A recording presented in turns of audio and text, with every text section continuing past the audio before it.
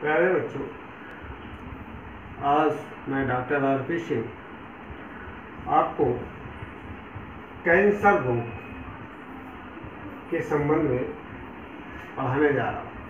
जैसा कि आप सभी लोग जानते हैं, कैंसर एक अति पीड़ादायक तथा अधिक व्यक्तियों में फैलता जा रहा है। कैंसर के कारण कैंसर में क्या होता है कि कोशिकाएं अनियमित वृद्धि किसी भी अंग की, चाहे एपिथेलियल कोशिकाएं हों, चाहे सहजी कोशिकाएं हों या रुधिर कोशिकाएं हों, उनमें अनियमित वृद्धि के कारण एक ट्यूमर जैसी संरचना बन जाती है, जिसे कैंसर कहते हैं। ये दो प्रकार का होता है कैंसर। ये ट्यूमर जैसे संयोजी ऊतकों का बना ट्यूमर, जिसे हम शदम कैंसर या ट्यूमर बोलते हैं। दूसरा होता है दुर्दम ट्यूमर। दुर्दम ट्यूमर प्रकार का कैंसर की कोशिकाएं रुधिर, लिम्फ तथा एपिथेलियल कोशिकाओं में दुर्दम ट्यूमर बनते हैं। इसे मेटासिस्टिक कैंसर या द्वितीय कैंसर कहते हैं। कैंसर के प्रकार। अब कैंसर के प्रकार, कैंसर अलग अलग प्रकार के होते हैं, जैसे सार्कोमा। सार्कोमा प्रकार का कैंसर दुर्दम वृद्धि, ये हमारे मेसोडर्म, भ्रूणी मेसोडर्म जैसे अस्थि, पेशीय, लिम्फ कोशिकाएं, लिम्फ ग्रंथियां या संयोजी ऊतक का कैंसर होता है। दूसरा है कार्सिनोमा। कार्सिनोमा एपिथेलियल ऊतक का दुर्दम कैंसर कार्सिनोमा कहलाता है, जैसे त्वचा, फेफड़े, स्तन आदि, अग्नाशय, आमाशय आदि का कैंसर ये कार्सिनोमा कहलाता है। तीसरा है ल्यूकेमिया। ल्यूकेमिया यह रुधिर की कोशिकाओं में ल्यूकोसाइट की संख्या अनियमित वृद्धि हो जाने के कारण ल्यूकेमिया कैंसर कहलाता है। इसमें कोशिकाओं का अनियमित वृद्धि हो जाती है।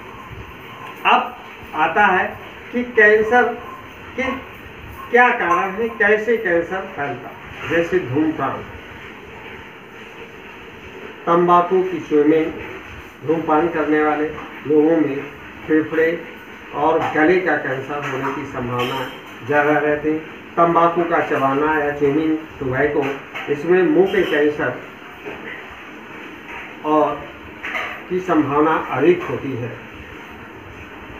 और भौतिक उत्तेजना, जैसे बार बार कहीं पर कोई घाव हो जाता है और वो ठीक नहीं होता, इस तरह से एपिथेलियल कैंसर होते हैं।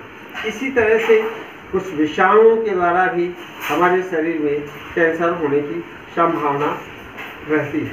जैसा कि इस चित्र में आज एक फेफड़े लंग के कैंसर की सभी अवस्थाएं इसमें आप लोगों को दिखाई देंगी।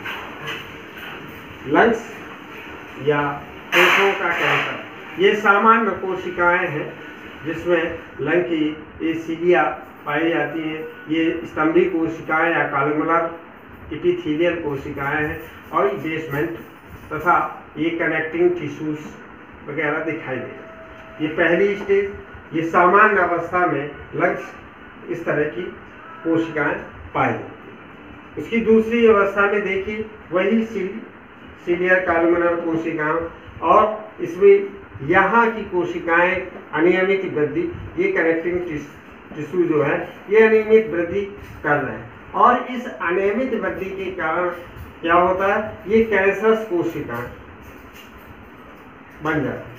वहीं धीरे धीरे चल करके ये समय में से आगे चल करके ये ट्यूमर का रूप है कैंसरस ये ट्यूमर्स बन जाते हैं। इस तरह से ये इसकी अनियमित वृद्धि होती रहती है। अब कैंसर कैसे फैलता है?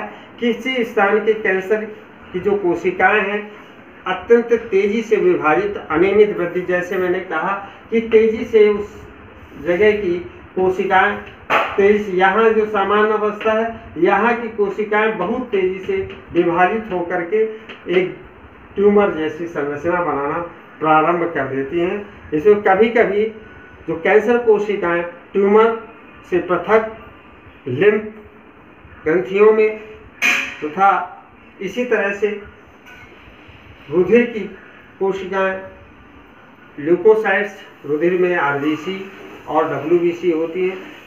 डब्ल्यूबीसी में ल्यूकोसाइट्स पाई जाती हैं।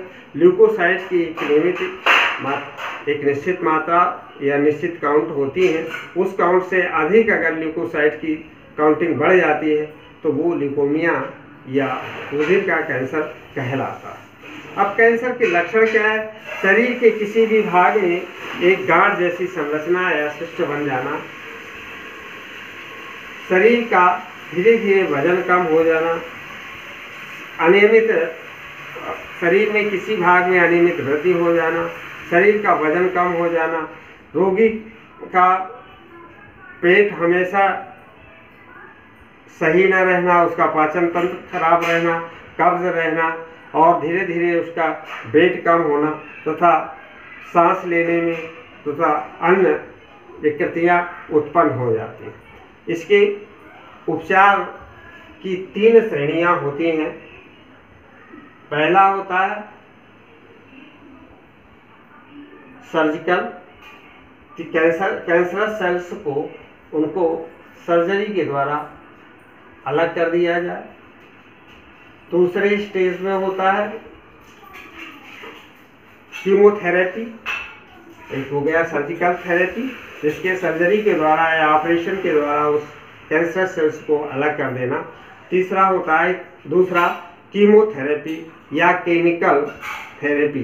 केमिकल थेरेपी में कुछ जो दवाइयाँ हैं उनको ट्रीट किया जाता है जिससे वो कैंसर सेल्स नष्ट होती हैं। और इसके बाद तीसरे स्टेज आती है इसकी सेकाई का। सेकाई मीन्स कि इलेक्ट्रोथेरेपी, उसमें विशेष किरणें होती हैं और उन किरणों को प्रवाहित करके उस कैंसर सेल को नष्ट किया जाता है, उनको डेड कर दिया जाता है जिससे उनकी अनियमित वृद्धि रुक जाती है। इस प्रकार ये तीनों प्रकार के कैंसर का इलाज इस तरह से उसका उपचार किया जाता है। ये बहुत ही भयानक और गंभीर बीमारी होती है।